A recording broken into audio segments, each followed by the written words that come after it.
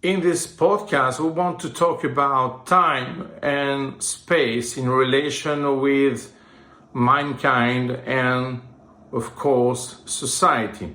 So we think at the first level that time and space are working in a symmetrical way, but in fact is something which is complementary. So there is a difference, and this difference makes the difference. Society prefers space because it wants to be in peace in this space, and humanity prefers time and it wants to be free in this framework. This big difference has huge consequences. So the idea is at the low level, we think that the dominant strategy of space is always a winner. But in fact, no. So don't worry about that, because at the end of the process, time is always superior to that.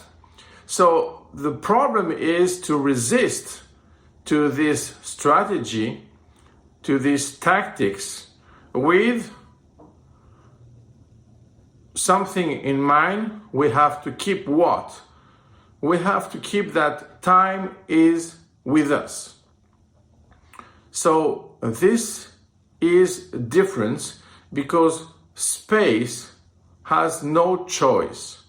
So with this notion, the problem is if we are with time, and this makes again a difference.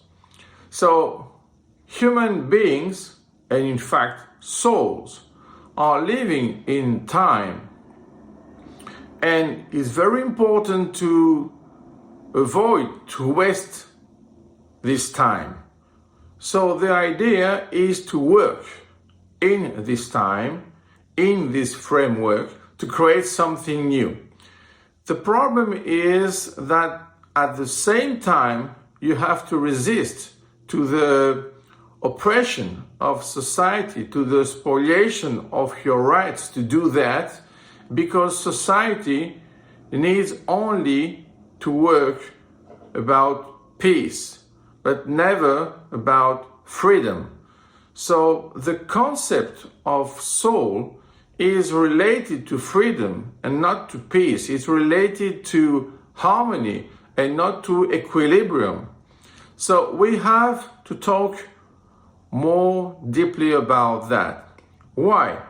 Because if you have this vision, if you know that as a soul you have to have time in your mind and not necessarily space, you will consider the world in a different way.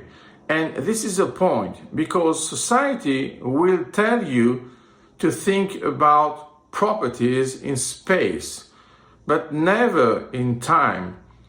The problem is how to keep this aim in your mind. The idea is to create things, beings in time. So the idea is to remain, to have a trace, to have a legacy.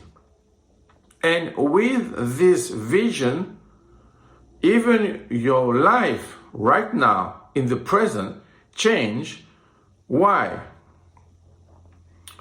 Because in fact you have to think the future in relation with the past, and to live this present just as an interface between those two times.